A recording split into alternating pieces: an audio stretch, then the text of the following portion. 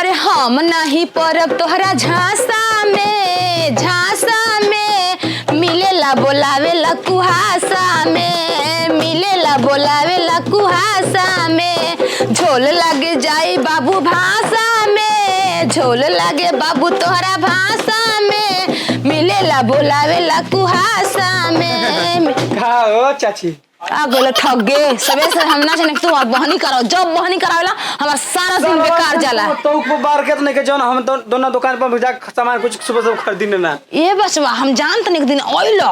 एगो होते जो चप्पल खाती के आ चप्पल के बहनी बटा रहे जानल आ ले हला ना छोड़ के 5 रुपया खातिर चल गइला आ सब दिन खराब गइल हमार कहीं जाती का तहार दुकानिया पत्नी कम आवेला ठीक बा आ लिपस्टिक बा निहारे खातिर दादा नहीं आवेला। हां त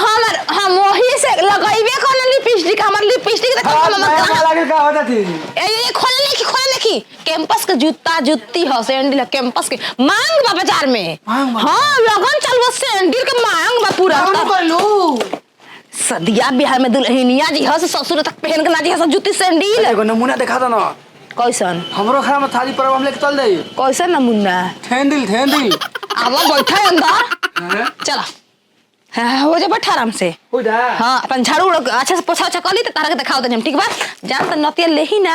चुपचाप 1 घंटा बैठा के टाइम वेस्ट तो हर दुकान में घूमना सामान बना ना जर ना लगे नींबू मरचा कल हो टांगे वाला बनी शनिचर दिन हो कल ठीक बा।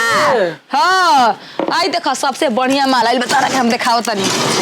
अगर हाइट में कम होई लड़की के देखो ऊंचा खूब सुंदर एकर हाय देखो खराब बीच कोन हो देखो गोड़ में डाल हाय देखो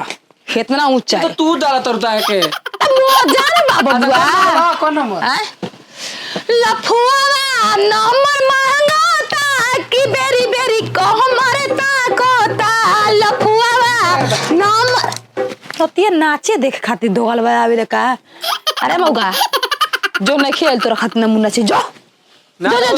ठुक के दे बैठले काहे का हुआ था हम तो कने थूक के खातिर बनाई बनी अपना दे हिते में जाके बजे सारा मीठा पानी मिलेगा धमलाते तारा के रसगुल्ला लेके पानी पियाई हिताई में चले अपने हिते में मीठा और पानी हिताई में मिलत है एगो बिस्कुट खा के कह देला लंगड़ू कहीं का हैं